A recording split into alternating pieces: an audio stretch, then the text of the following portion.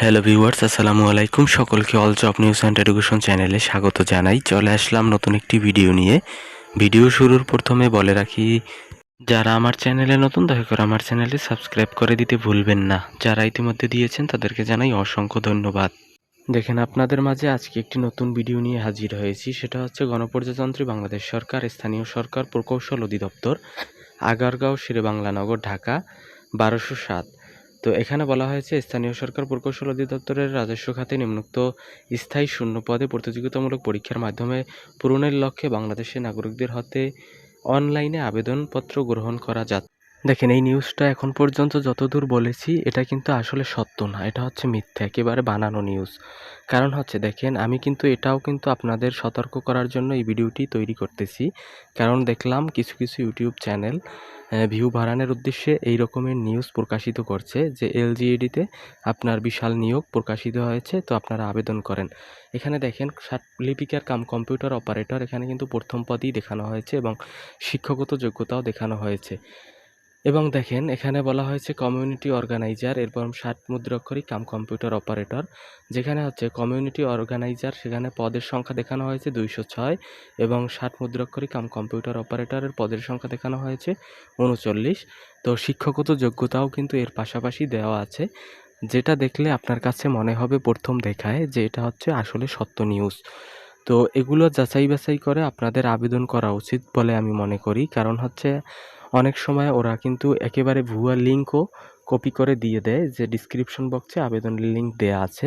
তো আপনারা অনেকে ওই লিঙ্কে গিয়ে কিন্তু আবেদন আর করতে পারেন না। কারণ ওরা আবেদনপত্র যেটা দেয়, দেখেন এই এলজিইডিতে কিন্তু এর পূর্বেও নিয়োগপত্র ছাড়া হয়েছিল, বা সেখান থেকেই কিন্তু ওরা কপি করে এনে ওই লিঙ্কটি দিয়ে দেয়। তখন আপনারা কিন্তু আর প্রবেশ করতে পারেন না। তখন এই কমেন্টে আমাকে অনেকেই জানিয়েছিলেন, এই জন্য কিন্তু আজকের ভিডিওটি নিয়ে হাজির হয়েছি। তো আপনারা যখন লিঙ্কে কোনোভাবেই প্রবেশ করতে পারেন না, তখন কিন্তু আপনারা এই ইউটিউবারের দ্বারস্থ হন এবং তাকে কিন্তু বিশাল মোটা অঙ্কের টাকাও অনেকে আমার জানা মতে দিয়েছে এবং সেখান থেকে কিন্তু প্রতারিত হয়েছে। তো এই সতর্ক করার জন্যই কিন্তু আজকের ভিডিওটি নিয়ে আপনাদের মাঝে আমি চলে এসেছি বা হাজির হয়েছি। তো আপনারা কেউ এই প্রতারকের ফাঁদে পা দিয়েন না। দয়া করে আপনারা এটি যাচাই বাছাই করে তারপর দরকার হয় আপনারা ওর দেখানো লিঙ্ক অনুযায়ী ওই ওয়েবসাইটে প্রবেশ করেন। ওয়েবসাইটে গিয়ে দেখেন যে কোনো ধরনের আবেদনপত্র বা নিয়োগপত্র প্রকাশ করছে কিনা। তাহলে কিন্তু আপনারা বুঝতে পারবেন এটা সত্য না মিথ্যা। আবার অনেক সময় ওরা এমনভাবে এইগুলো আপনার কপি করে, মনে হবে যে স্মারক নং, তারপর হচ্ছে তারিখ, এগুলো দেখলে মনে হয় যে আসলে সত্য। কিন্তু এটা কিন্তু আসলে আপনাদের যাচাই বাছাই করা উচিত। এর পূর্বেও কিন্তু আপনাদের অনেক সতর্কতামূলক ভিডিও আমি দিয়েছিলাম, যেখানে কিন্তু ওরা আপনার বিভিন্ন ধরনের পরীক্ষার তারিখও কিন্তু ওরা ভুয়া ছড়ায়। তারপর কিন্তু ওই নির্দিষ্ট ডেডলাইনে আর পরীক্ষা হয় না। তারপর হতাশাগ্রস্ত হয় প্রার্থীরা। এজন্যই কিন্তু আমি এই ভিডিওগুলো মূলত করে থাকি, যেগুলো অনেক কমেন্টের ভিত্তিতেই কিন্তু আমি করে থাকি। তো যদি ভিডিওটি আপনাদের কাছে ভালো লেগে থাকে তাহলে লাইক, কমেন্ট, শেয়ার করতে ভুলবেন না। দয়া করে চ্যানেলটি সাবস্ক্রাইব করতেও ভুলবেন না। তো আজকের ভিডিওটি ছিল মূলত সতর্কতামূলক ভিডিও। তো দেখা হবে পরবর্তী কোনো ভিডিওতে। আর যারা আপনারা জানতে চেয়েছিলেন যে প্রাথমিকের প্রধান শিক্ষকের পরীক্ষা এবং হচ্ছে অষ্টম এনটিআরসি নিয়োগ বিজ্ঞপ্তি, যেটা হচ্ছে প্রধান শিক্ষকের নিয়োগ বিজ্ঞপ্তি, সেটা কবে নাগাদ আসতে পারে। তো আপনারা জেনে থাকবেন যে অষ্টম এনটিআরসি নিয়োগ বিজ্ঞপ্তি কিন্তু ইতিমধ্যে বাতিল হয়েছে। নতুনভাবে আবার সার্কুলার প্রকাশিত হবে। তো আপনারা যারা আবেদন করেছিলেন আপনাদের কিন্তু আবার নতুনভাবে আবেদন করতে হবে। তো এটা ওই আগের আবেদন বা পূর্বের আবেদন কিন্তু ইতিমধ্যে বাতিল করা হয়েছে। তো টাকা কিভাবে পেতে পারেন এই প্রসেস কিন্তু আমার ভিডিও সামনে আসবে। ইনশাল্লাহ সেখান থেকে আপনারা দেখে নিতে পারেন। আর যারা নতুন আছেন, চাকরি প্রত্যাশী, একেবারে নতুন, মাত্র অনার্স কমপ্লিট করে এখন চাকরির জন্য প্রিপারেশন নিতেছেন, তারাও কিন্তু অনেকে আমাকে কমেন্টে জানিয়েছিলেন যে কীভাবে কী প্রিপারেশন নেবেন। দেখেন, এই প্রিপারেশনের ব্যাপারটা হচ্ছে একেবারে আপনার নিকটই।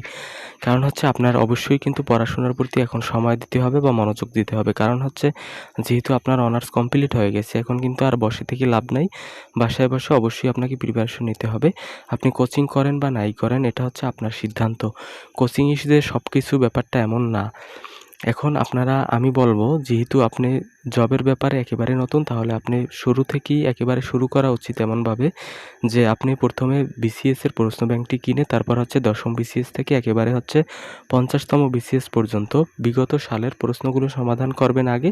এরপরে হচ্ছে আপনি নিবন্ধনের ১ম নিবন্ধন থেকে ১৮তম নিবন্ধন পর্যন্ত বিগত সালের প্রশ্নগুলো আপনার অবশ্যই কিন্তু অ্যানালাইসিস করতে হবে ব্যাখ্যা সহকারে অবশ্যই, কিন্তু ২টাই কিন্তু ব্যাখ্যা সহকারে পড়তে হবে। ব্যাপারটা এমন না যে প্রশ্নগুলো বিগত সালে আসছে শুধুমাত্র ওইটাই পড়বেন।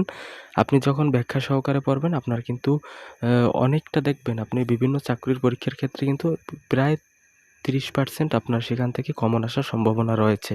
তো আমি বলবো আগে আপনার এই ২টা বিসিএস এবং হচ্ছে নিবন্ধন, এই ২টা একেবারে ব্যাখ্যা সহকারে পড়বেন। তারপরে হচ্ছে আপনার সাবজেক্ট ওয়াইজ বই ধরা শুরু করবেন। যাতে আপনি দেখবেন ওইটা সমাধান করা হলেই আপনার প্রায় অনেক কিছুই আয়ত্তে চলে আসবে। তো এই ছিল আজকের ভিডিও। দেখা হবে পরবর্তী কোনো ভিডিওতে। যারা আমার ভিডিওগুলো দেখে থাকেন বা চ্যানেলটি অনুসরণ করে থাকেন তাদের প্রতি আমার অশেষ কৃতজ্ঞতা, এবং হচ্ছে আপনারা যারা নতুন আছেন তাদের কাছেও আমার অনুরোধ থাকবে আমার চ্যানেলটি সাবস্ক্রাইব করে দিতে ভুলবেন না যদি ভিডিওগুলো ভালো লেগে থাকে। তো এই ছিল আজকের ভিডিও। দেখা হবে পরবর্তী কোনো ভিডিওতে। ধন্যবাদ সকলকে। আল্লাহ হাফেজ।